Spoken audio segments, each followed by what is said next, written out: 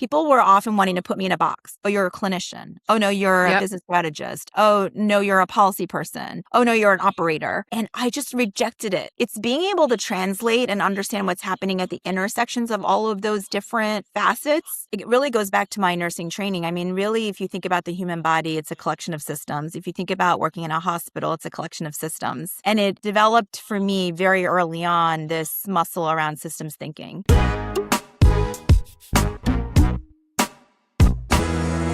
This is Inspiring Women. I'm Lori McGraw, and today I'm speaking with Mary Varghese Presti. She is one of the most senior and accomplished women executives in the space of technology and something we're all talking about, which is AI. Mary is the corporate vice president and chief operating officer of Microsoft's Health and Life Sciences organization. It is a very large job and a very big player in the space of AI. Mary started her career as a nurse, and that has grounded her approach to how she thinks about AI, specifically in the world of technology and health and care. Mary, thank you for being on Inspiring Women.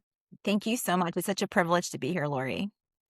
Well, I really want to dive in on the technology. I really want to talk about what's really happening because you're not just doing like AI, you're deep AI. You're changing the industry in terms of what you're leading. But where I want to start is sort of like, at the beginning, the origin story, Mary. You started as a nurse. Your mother was a nurse. Mary, I know that is deeply personal to you. And I know we just celebrated, Nurses Week, and you honored your mother, whom is very important. Let's start there. Where did it begin? Why did you become a nurse? I know this might be a little bit difficult, as I know that your mother is your inspiration and someone you lost earlier this year. So I don't want to get too emotional about it, but I know how hard that is. So I'm sorry about that, but can you start there? Sure. It's interesting. It's been over 30 years that I've been in healthcare. And when I think about the nursing profession, going back to even my mom's generation, it was really a profession that opened up opportunity and was very empowering for her time, at least. One of the areas that were socially accepted for females in India from a professional perspective, but it also allowed her to go abroad during the big time period in India where there was a great brain drain. And it was a reason. It was my immigration story to the United States. I came here when I was 4 years old because my mother was recruited by Penn Medicine.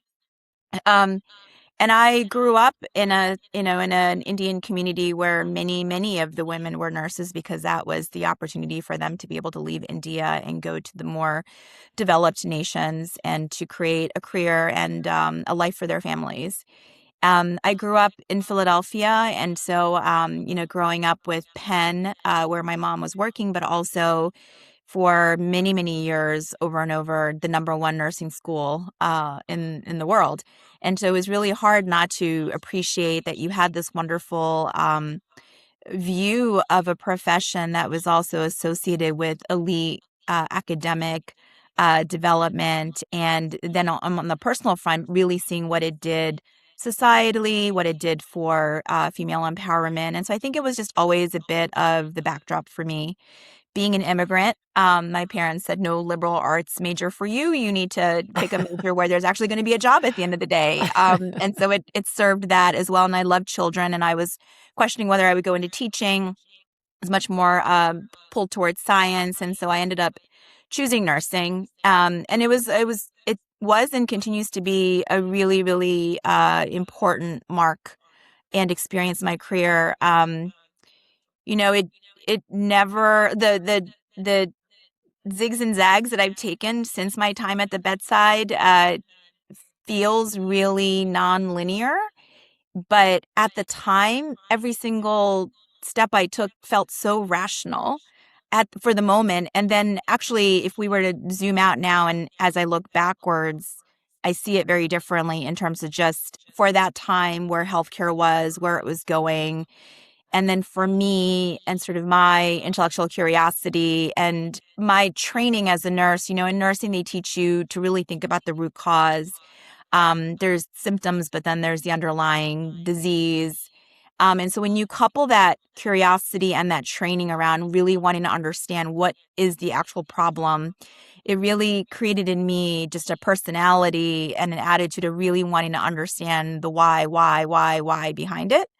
Yep. And so knowing and appreciating that and looking backwards, you can make sense of the fact that I went from being a bedside nurse where healthcare continues to this day to be extremely fragmented, to policy, to corporate healthcare America, and eventually to tech. As you know, Lori, really been heralded for many, many years as what's going to be the great enabler of so many different things. And we're still working hard at that for healthcare. And it's been such an arc. So we start with sort of, I would just say, the humanness of nursing.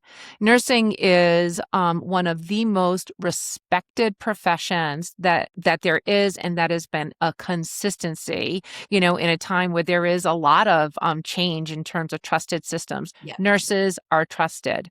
Technology is important and has amazing opportunity, and is changing at a pace that is faster than it ever has. And, you and I both I've been at this longer in terms of the technology thing, but we're at a rapid pace of change. You've been through IBM Watson. You have built that entire business, and now we're doing it at a scale, and you are leading it at Microsoft. Talk about the time where it pivoted from that caring human work that you were doing as a nurse to the larger, perhaps, impact with a technology lens. Yeah. So I went from pediatric nursing into consulting. And again, I think it really goes back to my nursing training. I mean, really, if you think about the human body, it's a collection of systems. If you think about working in a hospital, it's a collection of systems. And it developed for me very early on this muscle around systems thinking. And so when I was a cog in the wheel, so to speak, the unit economics of being a floor nurse, this is the time where, children, it was some of the early cases of congenital HIV. Children were being born with HIV. It was very difficult clinical course. And at Hopkins, you would see that. You would see double lung transplant in young children, patients being flown from across the globe. And you would also see East Baltimore asthmatic exacerbations. You saw everything.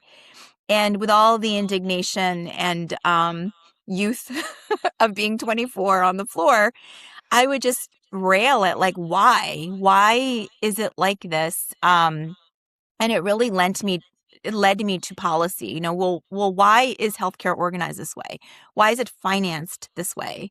Why is it structured this way? And we, for those of us who live in this space, we all know that we continue to have and have always had very misaligned incentives in the healthcare system. And I would say a lot of the root causes still to this day is because of that. So I went into consulting, and back, Lori, this is when some of my earliest engagements at the time, and it's funny because we've made so much progress. It feels like Yeah. we didn't, but we have. One of the earliest efforts I was working on was harmonizing clinical quality measures, right? And so if you need to get to a value-based payment system, you need to have some consistency in how you define value. We couldn't do that because, one insurance company would say an LDL outcome level would be is this, and the Joint Commission would say this, and CMS would say this. And so there was so much foundational work to just say, okay, we're going to harmonize across NCQA and the NQF and the AMA and all of the acronyms in DC to say, this is what it's going to be. And then we had to move towards, well, okay, so now if we're going to move to value-based, paying for the outcomes that we really want in the system, well, gosh, we can't, because all the information we need to be able to even discern that is trapped in manila folders in physical locations across clinics and health systems. So Right. then a lot of my work was around, how do we speed electronic health record adoption? What should it look like? We studied what the UK did. That led us to meaningful use. And so, the work around health reform and high tech, again, this is what I mean by when you look backwards, it all built on itself for where we were at that time and what problem needed to be solved to get us to fixing the bigger issues. And so I really went from those sort of policy initiatives to really wanting to understand corporate America when it comes to healthcare, because I'd only ever worked in a health system and then in management consulting, but for the federal government. So all around policy things in my time. And then I went to Pfizer. And it was just an extraordinary time at Pfizer because I was at Pfizer at the time during a period in which they were going to lose patent on Lipitor. Yep. And for people who don't know, Lipitor at that time, I haven't stayed up with it, but for sure at that time was the most lucrative revenue generating, not just drug, but one of the most lucrative products to have been created in the United States on par with the iPhone and the Toyota Corolla. Okay. And seriously, at that time. And so so in 1 year, at its peak, it was $13 billion a year in revenue. In 1 year, it lost 10 billion. So you're working in this corporate environment where they're rapidly adjusting and adapting. And by the way, health reform and high tech is also happening. And so the entire commercial model of a sales rep going in and talking to a physician when you have pay for performance and accountable care and e-prescribing, it And the was just, Sunshine Act and all of yes, those other all of, things changing. Yes. yes. And so I just was so uh I was a voracious student of all of these different things, right? Because it's just another part of healthcare, but parts of where I was, clinical care, patient care, policy, it was like this learning laboratory where all of those things were coming to bear. But now from a business strategy, innovation, adaptation, commercial model set of lenses. And so I just was extremely curious and wanted to learn as much as I could. I would say that in a lot of different parts of my career journey, and I'm sure a lot of your listeners feel this too, Lori, people just, I don't know if it's human nature or what, but for me at least, people were often wanting to put me in a box. Oh, you're a clinician. Oh, no, you're a Yep. business strategist. Oh, no, you're a policy person. Oh, no, you're an operator.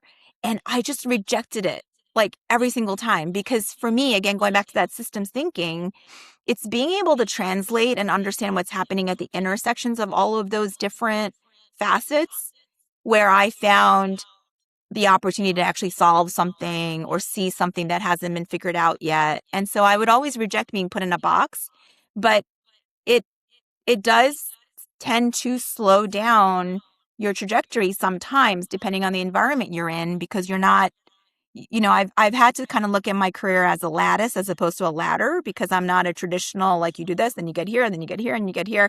And I also didn't have any interest in that because I really wanted to pursue what I thought was just Well, intellectually you've also stimulating. you've also hit so like what you just described is like so many different layers and different areas and aspects of the healthcare system, policy, the commercialization, sort of, from companies, where the different incentives are. Yeah. And you can be exhausted in learning and understanding what the healthcare system is about. It is easy once you get into sort of all of these different things to understand the complexity.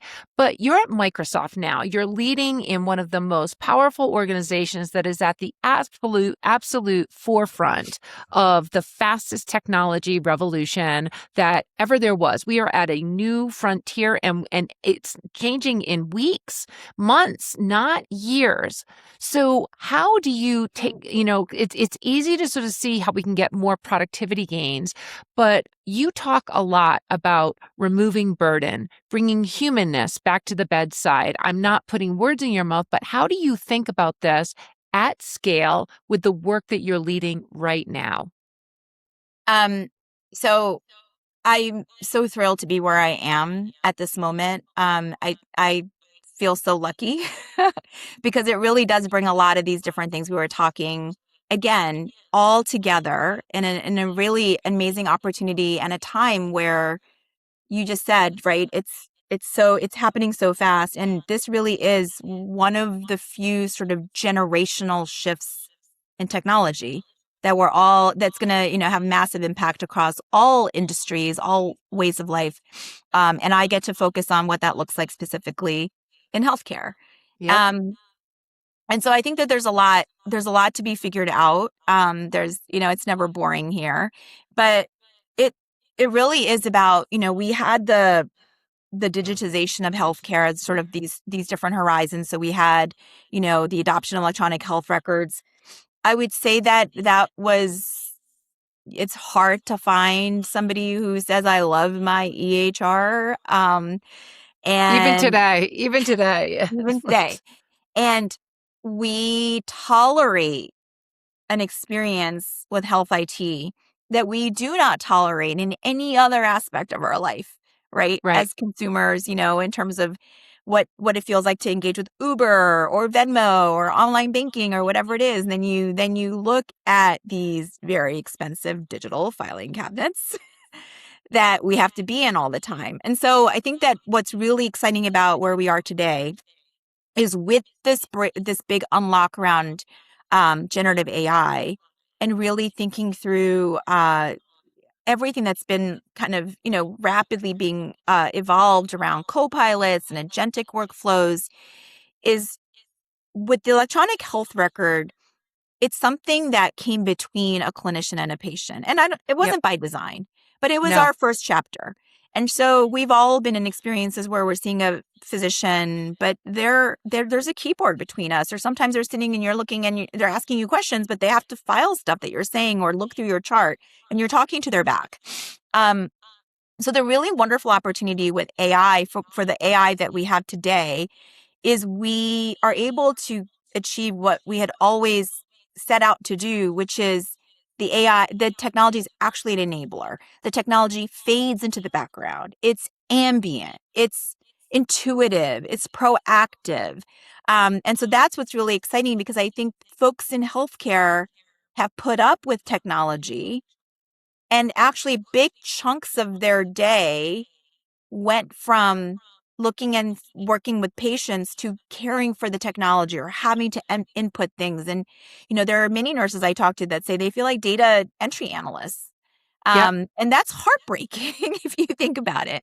So I think, really, if I were to break it down, removing the friction in what's a typical workflow, really thinking about, when you think about physicians, they've had a lot of different kinds of technologies. I would say that electronic health records really have been designed with the physician as the primary sort of Data entry user, and clerk. then of course reimbursement and Yeah. all of the things that a health system needs. And right now, I think when you think about a nurse,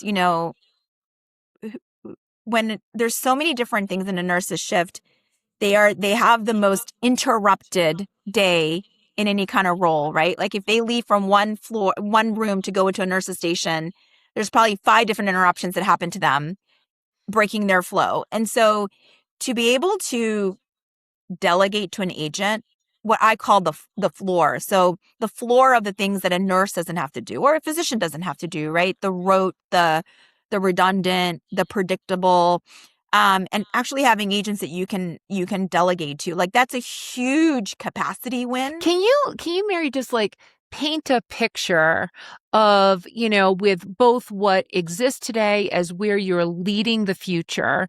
What does that look like practically? What does that look like? What is the physician of the AI physician augmented of tomorrow or today look like? Nurse, Sure. just a picture of what that might look like. Yep. So I'll start with today. So today, and I'll talk from a Microsoft point of view. So we have Dragon Copilot. So the Dragon Copilot is a physician walks into the encounter with the patient, gets consent, it's on their phone, they hit record, and now there's no technology. It's just you and me, Lori. I'm asking you how you're doing. Maybe you're talking about your vacation. Maybe you are also kind of chiming in about what brings you in today. We talk about the weather. It's just a natural conversation. And at the end of our encounter, the physician can look down and the SOAP note is created. Mm-hmm. However, the physician wants it to be designed. For many, many physicians, their note is their art. Yep. And so it tunes out all the weather conversation, it tunes out your vacation discussion, but the physician can now go on to the next patient.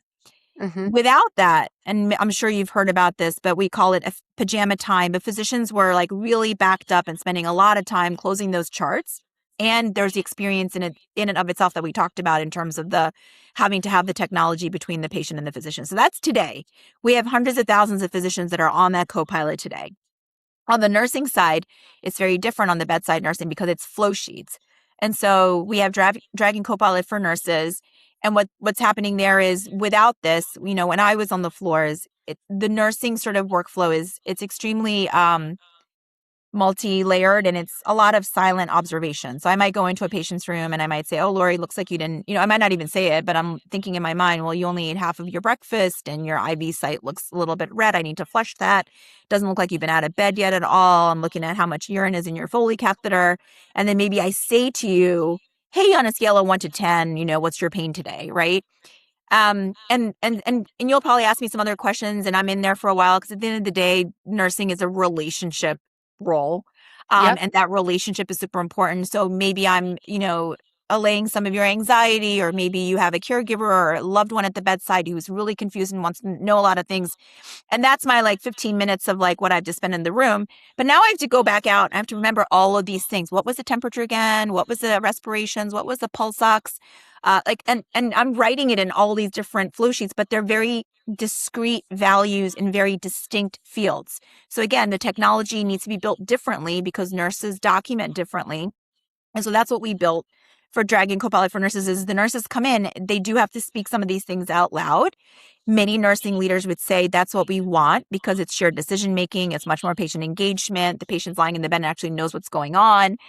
So now with Dragon Copilot, I'm coming in and I say, "Hey, Lori, looks like you only ate half of your breakfast. How are you feeling? Did you get out of bed today, Lori? Let me look at your IV. Looks like it's a little red. I'm going to flush it. Okay, Lori." So I'm Yep. also engaging you much more. Yeah. But the great thing is when I leave the room, all of that is sitting now on my phone, and I can look and say, "I want to adapt this a little bit. I want to edit this." Done. I go to the next patient.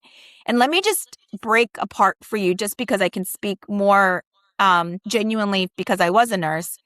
There is a physical burden that is alleviated because I don't have to go from that patient's room to another patient's room and another patient's room. Don't forget the 5 interruptions that are happening. Do you have Yeah. a blanket? Where's the orderly for this? Your patient has to go to MRI. La, la, la, la. So I'm physically more at peace. There's an emotional burden that's alleviated because there is an emotional tax around, "Oh my gosh, am I going to forget something? Oh my God, I need to go to these 3 other patients, but that first one really needs me. I'm not Yep. going to," there's an emotional burden. And then, of course, the cognitive load, right? Because I don't have to remember all of these things and wonder if I've forgotten something. All of that has just been addressed because you spoke out loud and the technology happened behind the scenes, and it's a true assist. So that's today. That's on the floors today. It's in health systems today. Now let's talk about the future. And I can't even say this is the future because we have done this with Stanford healthcare system. And I'll just explain it as one example of agentic. Because agentic people are like, "What the heck is agents? What are you talking about?" We're excited about agentic. Please do everything for me. Yes. Yes. So I'll give you one very specific example. It's a little bit more of an involved example because it tells you the totality of what's possible. But, what we have done with Stanford is we created multiple agents so that when you are diagnosed with cancer, for your listeners who might not be, all in the know, you have so many different specialists, you have so many different physicians, you have so many different data sources, you have images, you have scans, you have pathology, you have all And lab you're values. overwhelmed. You're overwhelmed. Yes. And these providers might be at different healthcare systems too, right? So they're on different instances of different my charts or whatever your, portals are. And what happens is a number of different specialists have to come together to basically align on the type of cancer that you have, the type of treatment that we're going to all agree on is the best case for you. And in many cases, that can take weeks, if not months, depending on where you live. And so what we did with Stanford is we created a multi-agent tumor board. And so there are agents that are summarizing all of the different data sources, summarizing all the information, creating a call on Microsoft Teams. All of the different specialists can look at all these different things async, but comprehensively. They get on a call. They're able to say, "Okay, we have everything at our fingertips. This is what we need to do." You don't have to the patient doesn't have to physically go to all, you know what I mean? So it's happening in days now, right? And so let's just step back for a second. You've just been told that you have cancer. And instead of waiting weeks or months to start treatment, Yep. right? Just to start fighting the cancer, we can shrink that to days because we have all these agents. Now let's think about what the agent's doing. It's trolling through all these files and pulling out all the relevant things, right? It's summarizing. It's going through all of your data, but pulling it all out, making it super easy, surfacing it in a way that multiple individuals can look at all of the same information together. So that, think about like the leverage and the capacity that that sort of thing is bringing into the healthcare system with real impact and real patient outcomes impacted here. That's what's The, exciting. and there's so much like I can hear your intensity in terms of just like understanding all the complexities that need to be solved for, but then the outcome of like I mean just that simple thing of what you're saying, it takes weeks to get to cancer treatment. Once there's a diagnosis, to shrink that time, the opportunity, what that means for not just the clinicians and the caregivers, but the people is absolutely amazing. I can't wait for all of that to materialize everywhere. Mary, as we close out, you have done so much across your broad career. I'm pretty confident you're only at the beginning. So if you just think ahead in terms of sort of like, now just policy, leading businesses, leading, industrial changes with at the fastest pace ever, where do you expect to be in 5 years? Um, this is probably not a fulfilling answer, but I don't know. I've never had a master plan. I kind of go where the problems are. Um, I think I guess to answer the question, where I expect to be in 5 years is I expect to remain intrepid. I expect to not fit into any kind of expected mold. I expect to likely have some conviction on whatever I'm working on. And I expect to be, wholly committed to patient outcomes and just the strengthening the fabric of our healthcare system at large. That's where I expect to be. Who knows what that looks like? I think with everything changing so dramatically in an exciting way, I don't think I can paint the picture of like what part of healthcare or what environment I'd be working in. But I am for sure having so much fun doing what I'm doing right now at Microsoft. Well, the impact that you have already had for the industry is incredible, and what you're driving forward has the opportunity for so much more. So, thank you for that passion and the intensity that you're bringing to it. I'm excited about what's next and what's happening right now. This has been a great, inspiring women conversation. I've been speaking with Mary Varghese Presti. Thank you so much. Thank you, Lori.